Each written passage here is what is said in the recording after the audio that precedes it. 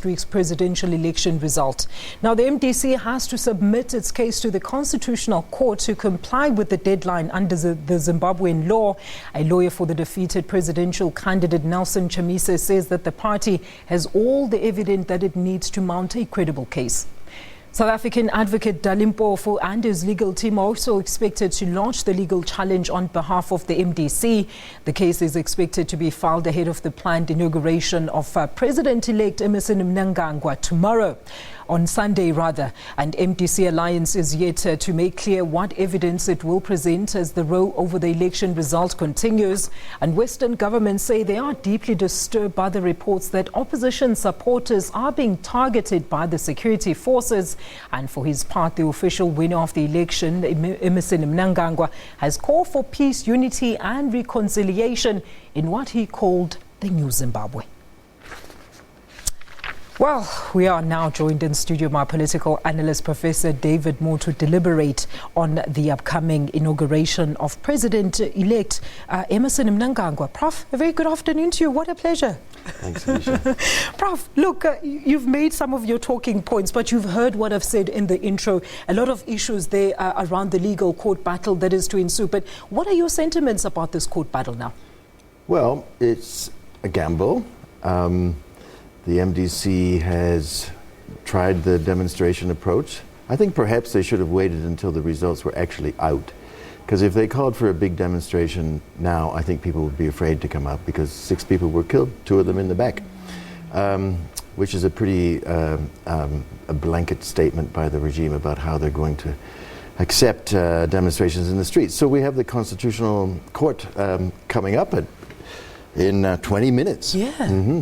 Look, Professor, Nelson Chamisa says that, let me quote him, he says the party has all the evidence it needs to mount a credible case when they go to court. What do you think he's talking about here? And I think you said you might have some reliable stats and figures that you got from an MDC figure.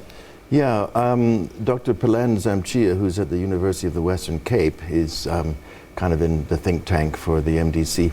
And he sent me some numbers that he has, and he certainly won't have as many other number crunchers are going. So we have about 312,000 votes between the two, right? So we got 50.8% for Mnangagwa and 44.3% for Nelson Chamisa.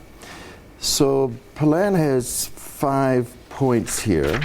Many of them raised on the issues of, the V11s now. Everybody knows about the V11s that they post.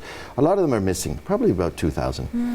And false turnout issues. So you have to excuse me here. I have to go through some of his no, absolutely, stats.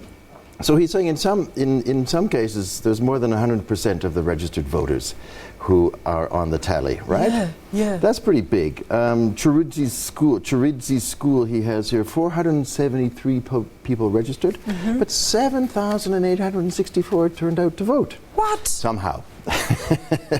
Hey. And the results, you remember earlier, the Tuesday just after the election, David Coulthard noticed that 21% of the 750 polling stations did not post them outside of the polling stations, yeah. Well, that was only 750 stations. So we have 11,000 stations. We now have 2,000 stations where the president's tally wasn't posted. He has another point here where the ZEC, the Zimbabwe Electoral Commission... I was about to ask you about the ZEC, but what were you saying there, They Prof? have, at one constituency, they have 568,579 posted, but the Chamisa counters have around 550,000 posted, right? So there's a gap there.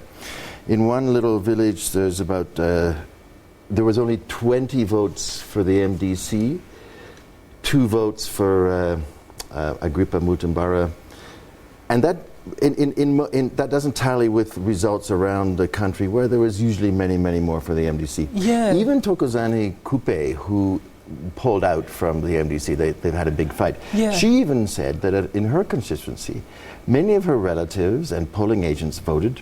Nothing there. Nothing there. Nothing Professor. there. My goodness. So in MASH Central, which, remember, MASH West was the one they took about an hour and a half to count and everybody was worried. But even in MASH Central, there was a 90% turnout, whereas usually it was a high turnout around the country, 79%.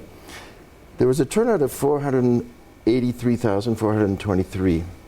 But at 5:30 in the afternoon, the polls closed at 7. Yeah. At 5:30, I didn't have time to write down the numbers, but there were just a very few. So within an hour and a half, you had this huge inflation of people are voting. Yeah. So Palan, you know, again, we have other number crunchers there who are working around the clock to get more detailed. And I mean, also, I mean, giving credence to those allegations, Prof, is the fact that we saw how the results, the final results got delayed by, I think, a day, if I'm not mistaken. Yeah. And that, I mean, a lot could have happened in between, because that's when already Nelson Chamisa was already saying that in many constituencies that you have pointed out that they were currently leading Mnangagwa in that context. Yeah. Look, they had 5 days to bring the results out, so I think they were put under a bit of pressure by the MDC. Of course, the MDC is going to. But it shouldn't have been hard, Sure. Prof, if you were posting the results outside this of is the problem. I think in many cases, the polling agents were not quite aware of what they were supposed to be doing. You know, but I think besides the number counting, in the rural areas, there's still a lot of intimidation. Before the election, there were military people, militia, without uniform, but people knew who they were. Yeah. And one guy was telling me, he says, okay, you put people in batches of 10, and then you let them go and vote. And then there's a gap of time. People think that people know how they're voting. The chiefs who get all sorts of SUVs and personal secretaries aligned, you know, they can control a lot of votes. So in the rural areas, there's intimidation going on, and I don't think the observers really noticed that. You know, this is what I wanted to say, Prof, because we never got that actually sort of coming up from the reports or anything from the mission or observers. They haven't said anything. But talk to us about the ZEC also. I mean, a lot of cloudy doubts around them, so having a so-called vested interest in the ruling ZANU-PF, and already people were saying, well, we're not going to vote because this election is going to be rigged. And now, what we're seeing now, does it give credence to the people's allegations before the elections that the ZEC did not actually conduct a free and fair election, Prof? Well, I think there are a lot of doubts, and of course the ZEC still reports basically to the retired We're talking about the general processes, Prof.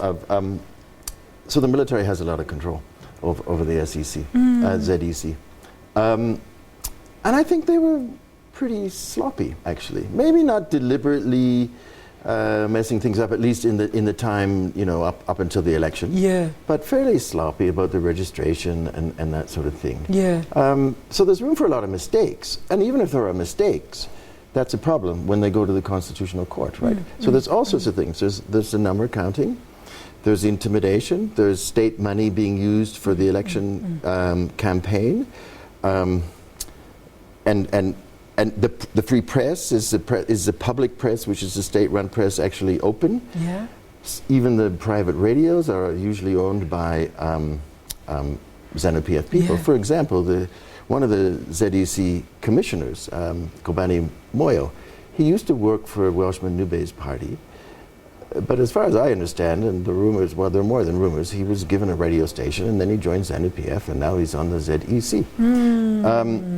So there are, you know, these vested interests. And I think you kind of look at the people running the ZEC, I don't think they're as sharp as people like Palan. But I mean, Prof, these were issues that were raised before the elections, and nobody seemed to do anything about them. They were just bulldozed over because everybody was so interested in this new dawn and new beginning for Zimbabwe, that the critical issues, and I kept pointing them out, that aren't we going to come back after the elections and talk about the processes leading up to the elections? Because if these things have not been ironed out now, then when are they going to be ironed out?